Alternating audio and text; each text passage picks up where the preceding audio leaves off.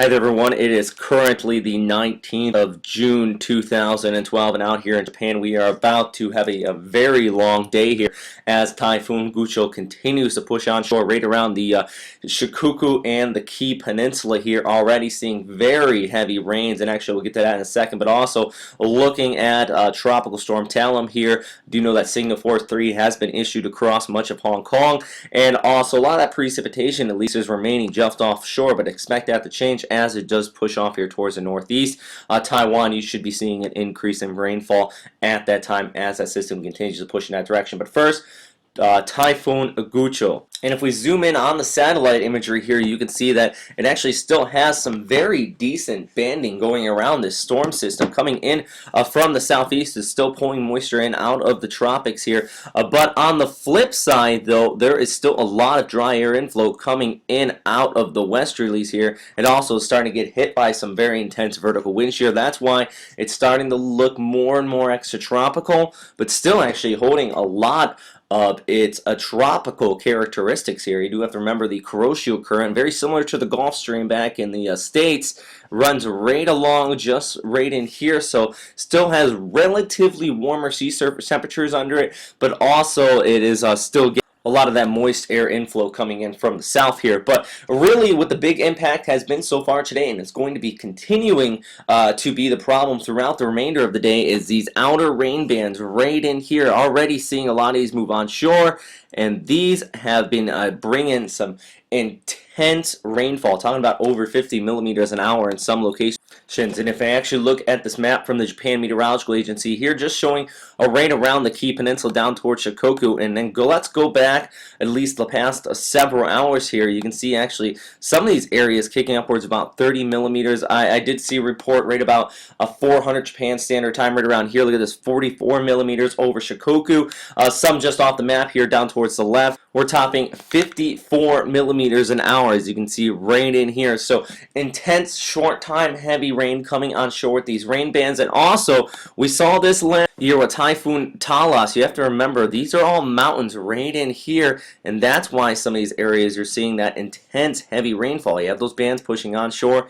They run into these mountains. They can't get over them. They just squeeze out like sponges, and that's why here you'll see that 44 millimeters, or 54, 44 over here. And on the other side, just a few kilometers away, up to about only 1 to 2 millimeters an hour. So this is what's happening here, and these are the areas that are going to be most prone for flooding and also landslides. So definitely dangerous here, and we're going to continue to keep you posted. But actually, let's even look at the radar currently out of the region, because still lots of heavy rain moving onshore. As you can see here, all that banding coming in this region here, and these are the totals we're talking about. Actually, look at these areas into the reds, and upwards of about 50, even 80 millimeters could be falling in some of these areas indicated by radar, very similar to where we were just seeing those reports come out of right there, and also here across central portions of Shikoku. And still yet more rainfall will be coming onshore, especially on this side as those bands continue to push onshore.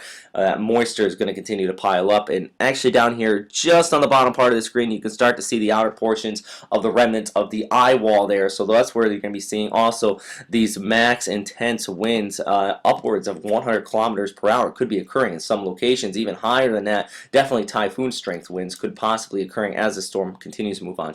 And really the most intense winds could be in some of the valleys of these mountains. You always have to remember that funneling effect that sometimes could be occurring here. But this is the official warning from the Japan Meteorological Agency, expecting that landfall right around 10 to 12 UTC. Actually, I would think right about 10 UTC right in here. That is going to be in the evening hours here across much of western Japan. I actually saw a report from somebody out of Kobe just off here towards the north right in this area, and they were currently showing some very mild weather here in my location in Tokyo, up here just outside of Shibuya. It's very mild as well. Sun's actually somewhat out here, very hot and muggy, but all that's just going to be supplying moisture for yet more rainfall as this does move onshore.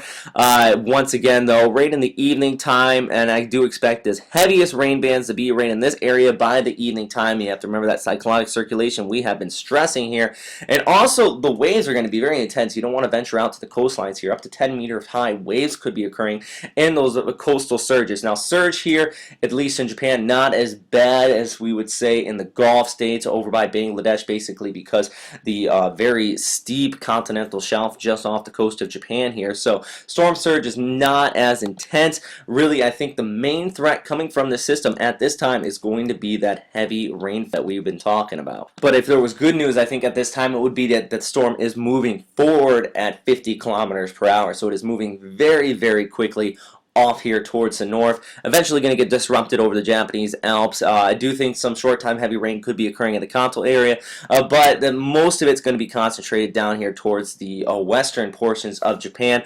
Also, I know a lot of people have been worried about Fukushima Daiichi. I do want to stress it doesn't look like it's going to be even really impacting that area too much. Is going to be running across like this and eventually off towards the north. Actually, let's go back to the Japan Meteorological Agency's outlook on this for the extended long range. Fukushima Prefecture is actually up here towards the north. Fukushima is right along the east coast here, and I really don't expect any typhoon strength winds at all. And also, really the main threat here could be that heavy rainfall, but nothing worse than any of the westerly storms, and also that rainy season boundary we've been talking about for quite some time here. So nothing too much to worry about at all across that area. Also in Tokyo, actually only expecting upwards about 10 to 20 meters per second winds. Could be higher gust in some locations here as the storm does blow through. So definitely going to be a rough evening, but I don't think anything life-threatening per se.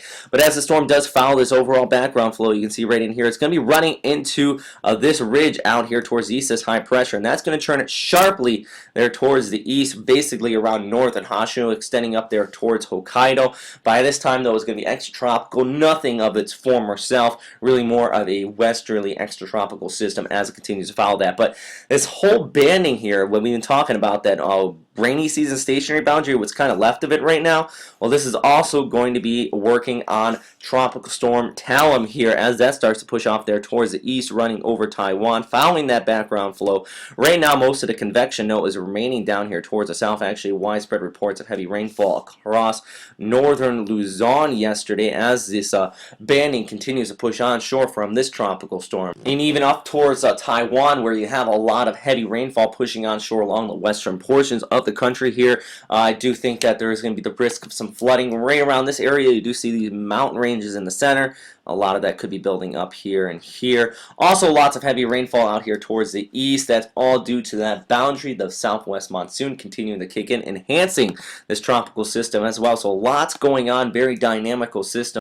And it very well could be impacting a lot of people across much of southeastern Asia, including up here towards Taiwan with that heavy rainfall, northern Philippines, and also over towards Vietnam. You have to see all this banding getting dragged in from the southwest monsoon. It's really enhancing it and just causing a lot more uplift. Now, the center of circulation of this tropical system is right about here. You see that very convective high and cold cloud tops, but at this time, its symmetricalness is really just not quite there. Thus, I don't think it's going to intensify up to a very strong system. Really, what the main impact from this is going to be is that enhancement of the southwest monsoon causing some very heavy rainfall area. But at least at this time, it is expected to continue to push off here towards the northeast, affecting Taiwan. But then going into the 21st and then the 22nd, or basically eventually in the Thursday, it could be affecting the portions of Kyushu. Still as a tropical storm, but it is going to be bringing some more heavy rainfall, kind of a nail in the coffin after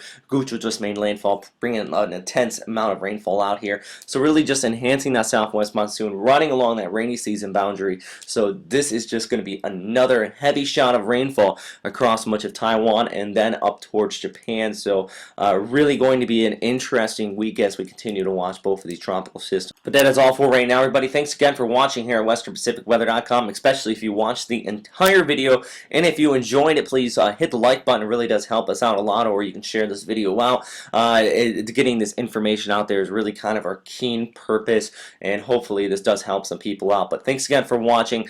Please stay safe out there, and also if you plan on sharing any of these videos or pictures with us, do not put yourself in any life-threatening situations to get them, but we always do welcome that information. But thanks again. Oh, and one more thing, just a reminder, we're not an official agency. Please do not use WesternPacificWeather.com to make any life-threatening decisions. Always refer to the Japan Meteorological Agency out here in Japan, and also down here towards the south you have Pagasa, Taiwan's weather agency, and also across Hong Kong and CMA. All these are WMO approved weather agencies for your local weather. All right.